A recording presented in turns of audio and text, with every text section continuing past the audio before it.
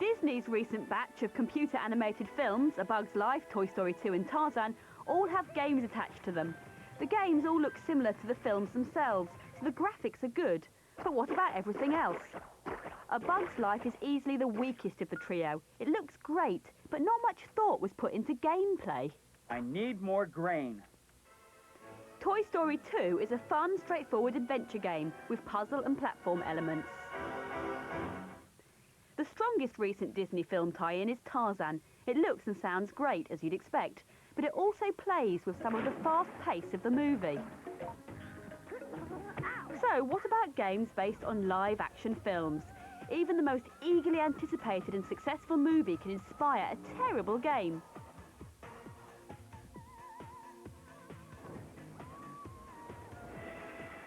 Star Wars: The Phantom Menace is a case in point. The highest-grossing film of last year, The Phantom Menace received mixed reviews. But no matter what you thought of Jar Jar Binks, it brought in the crowds and the cash. However, the public wasn't quite so receptive to the cyber incarnations. Phantom Menace's game of the same name was met by an abysmal response. It's managed to disappoint just about everyone, even the most dedicated Jedi fanatics. LucasArts was under extreme pressure to finish this title in time to be released with the film. As is so often the case, the game was rushed through, full of bugs and seriously light on gameplay. Mr. Jar Jar Binks. Episode 1 Racer fared better in the eyes of players. This game takes what is arguably the most entertaining and intense sequence in the film and recreates it in a challenging and beautiful gameplay environment. Here's an example of a game that takes a film sequence and actually improves upon it. Well, you've had the good and the bad. And now, here's the ugly, The Fifth Element. Though the Bruce Willis film was among the best sci-fi epics ever made, it was made into a truly terrible game. I am a little disappointed. The gameplay is awkward, the levels are simplistic, and the graphics are just plain awful. In fact, the only solace Bruce can take is that the character in the game looks nothing like him. Now, Alien vs Predator did a very interesting thing. It took two successful movie franchises and combined them. The result is a top game that was one of the most frightening of last year. The undisputed champion of games made from films, though, is GoldenEye. It's the title that all other spy games are measured up against. It's a multi-level first-person shooter that gives the player the chance to step into the shoes of cliché-ridden secret agent James Bond. In fact, GoldenEye the game was far, far better than the instantly forgettable movie. Anyone who's played the N64 version no longer thinks of the movie anymore. It was the launch title that made the console. When looking at all film-based games, the question we have to ask as gamers is, why was this game developed? Was it created just to make the money from the movie tie-ins, or was it produced to stand on its own as an innovative product? That question can go the other way, though, as we see more games currently in production as major films. Lara Croft will get her day on the big screen when Tomb Raider the movie is finished, and the next incarnation of Final Fantasy is in production as both a movie and a new game.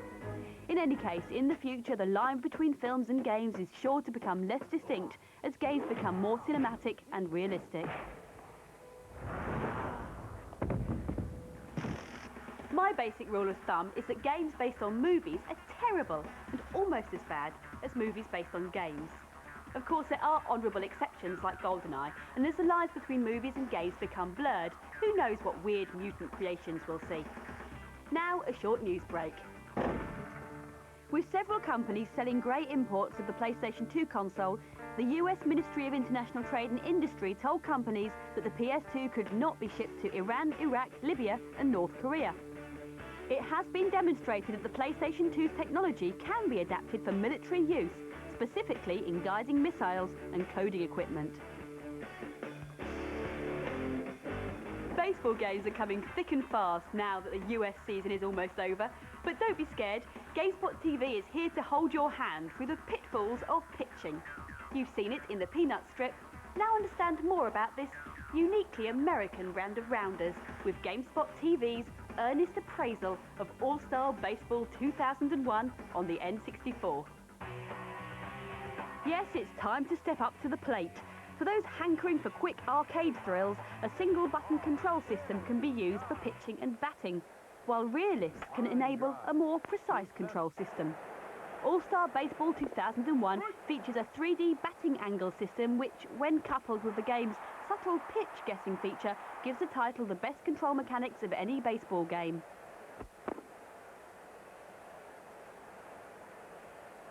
Line drive to center. All-Star Baseball 2001 offensive and defensive interfaces are very user-friendly, with intuitive control systems, quick response, and a feeling that you are indeed in control. You probably need to have a good knowledge of the sport to make the most of the game, but the pacing is spot on, and the management interface is both stylish and simple. On and hit in the air. With all 30 teams and more than 700 players included, All-Star Baseball's database is extensive. You can play in any one of the 35 stadiums, enjoying the crisp, colourful visuals and hopefully ignoring the authentic but really irritating sound. The pitch is fouled away. Well out of play. The commentary is standard fare, good but lacking in variety. But the organ music will have you reaching for the volume control in no time. Regardless of sound issues, All-Star Baseball 2001 is the best console baseball game available. The visuals are photorealistic, the gameplay itself very addictive, and the variety of game modes and multiplayer options offer high replay value. So, one for hardcore baseball enthusiasts, if there are any. The review panel gave it 7 out of 10. Home run. Enough baseball. If you prefer running away to a home run, this next PlayStation adventure should pique your interest. Hot on the heels of Fear Effect comes the survival horror of Galarians. With an obvious nod to manga films like Akira, Galarians comes to the PlayStation, featuring medication-dependent psychics that can do more than bend spoons. Who am I? You play Ryan, a boy who finds himself in a hospital bed robbed of his memories due to experiments that gave him psychic powers. Now Ryan can destroy foes with just a thought and also sense his way through obstacles, such as being able to envision where a key is for a particular door. With these powers, Ryan pursues a quest for the truth, which is only marginally easier in this game than in real life. As you use your powers, you run the risk of having a sort of migraine that automatically kills your opponents, but also drains your hit points. In addition, your offensive powers are limited. By taking the right medication, you recover from your migraines and your power supply is rejuvenated. Your sensing ability is unique, though it does contribute to the game's major drawback, for you spend most of your time running around finding the right items, which can get boring after a while. Now this is a survival horror game, so remember to keep tabs on those pesky perspective changes or be subjected to death by camera angle. The audio effects and the tense soundtrack complement the eye-catching visuals though, and held up against the survival horror of Silent Hill and Fear Effect, our reviewers reckon that Galarians falls short, though not by much. In fact, it seems that Galarians proves that psychics do have a place in console gaming, and this title would be more of a contender if there wasn't so much fetching to do. In all, the fearless GameSpot review panel awarded the title 7.3 out of 10.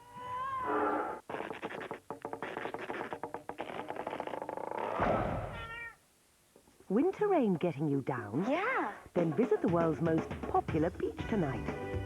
Come to Sun.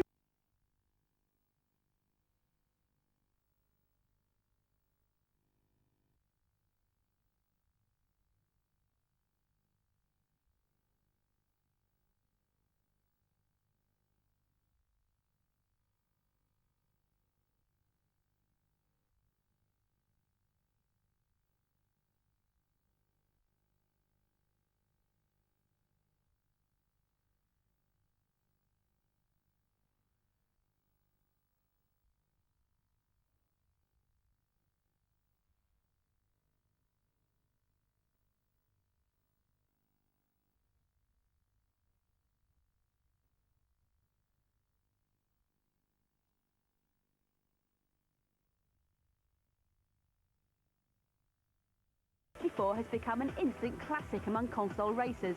To get more out of the game, try the following tricks. Enter any Grand Prix race, then as you floor it, turn the other way. you'll run into a wall, but as you keep driving into it, you'll break free, allowing you to race in the mirrored version of the track.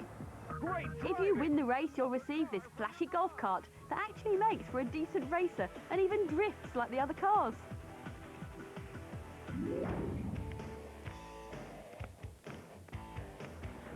Ridge Racer 5 for PlayStation 2 will be coming up later. But for now, from the online gaming world, we hitch a ride with Test Drive Off-Road 3. It aims to expand on the off-road tradition by adding deeper and dirtier gameplay. But does it succeed? Download and decide for yourself.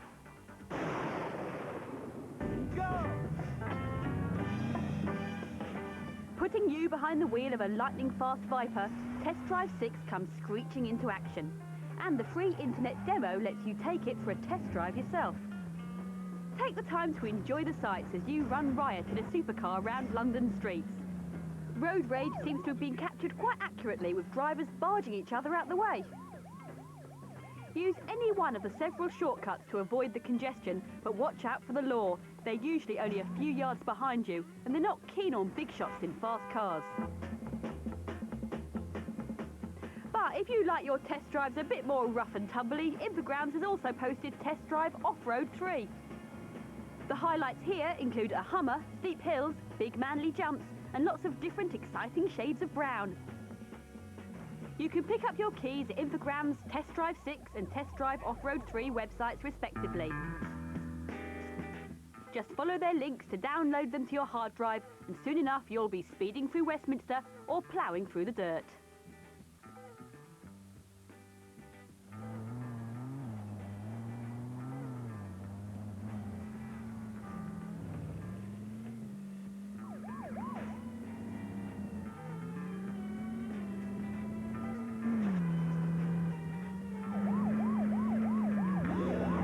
Watching GameSpot TV. I'm Violet Berlin, and Tekken Tag Tournament is just around the corner.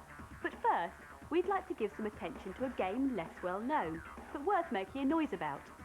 Silent Bomber. Utah? Come in, Utah.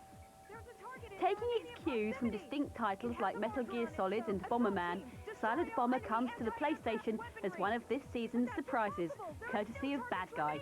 You are Utah Fate, a man with a vague past who is solely driven by his assigned missions. Every day I awaken from the same nightmare. As you guide Utah through the game's levels, you have to deal with a non-stop barrage of foes, ranging from mindless drones to lightsaber-wielding mechs. This is where bomb planting comes in, which can be as simple as pressing a button or using lock-on bombs directly on your foes. There's also the combo system, a technique that allows you to plant bombs on multiple targets at one time.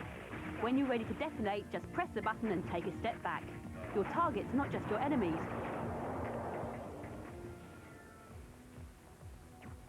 Everything from glass windows to gun turrets are fair game, and sometimes a debris will reveal usable items. These items include E-chips, which boost your abilities, and material liquids, which are deadly offensive weapons. If you need a breather from your missions, try the VR Arena, a two-player versus mode with 12 characters to choose from. Some of the matchups aren't very well balanced, but it's still a fun way to get a second player involved. The graphics are spot on, blending sci-fi surroundings and pyrotechnic effects at a comfortable frame rate. In all, the GameSpot review panel reckon it has the great control in a compelling and immersive environment, so they awarded Silent Bomber a score of 8.2 out of 10. That means I can hitch a ride with the cargo all the way to the main area, huh? Silent Bomber does have a two-player mode, which is fun but limited. For a real battle, the acknowledged king of video game violence is the beat-em-up. With violence and friendship in mind, let's take a look at Tekken Tag Tournament on the PlayStation 2.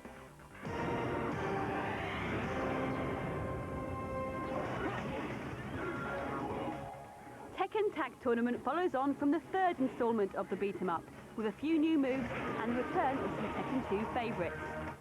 The game also features the same tag team style fighting seen in Street Fighter EX3 and Dead or Alive 2.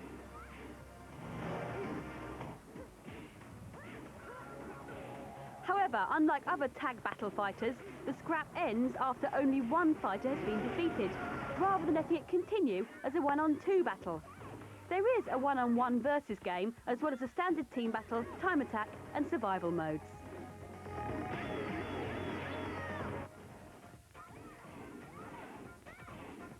One of the more interesting unlockable modes is a Tekken Bowl mode, which lets you toss glimmer globes at Heihachi-headed bowling pins. It doesn't take much to figure out that the game has taken a huge leap forward graphically. The arcade version looks downright ugly by comparison. One interesting element of the Japanese version is the contrast between the ground and the backdrops. The ground seems to be a spinning platform surrounded by a near-stationary background. This same problem has been in all Tekken games, but it's curious that it still appears with the power of PlayStation 2 behind it. That said, Tekken Tag Tournament is promising the same good old solid Tekken experience that's made the series such a standout. Of course, nothing will be certain until the UK version arrives.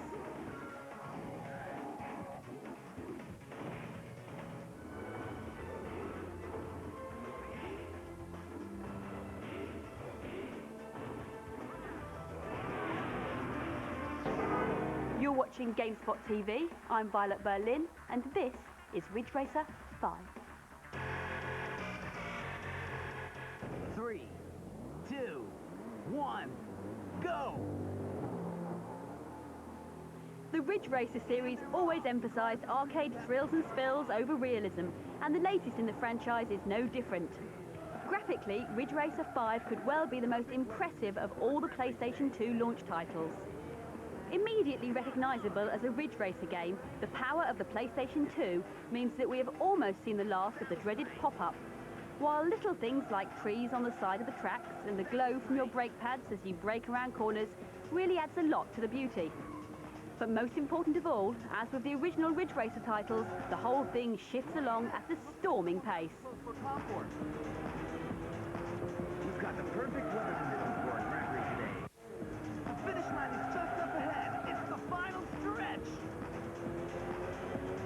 The gameplay is focused around the Grand Prix mode. Success in that will unlock additional cars, trophies and engines. The standard mode starts out with a base car that can be improved upon through your success. The track design is pretty standard fare. Each track uses a lot of the same portions of road, and many of the stretches are heavily influenced by the original Ridge Racer. A bigger range of environments would have been welcome. Without them, the game does have a limited replay value. The car's handling in the game is similar to older titles, with the emphasis on power sliding.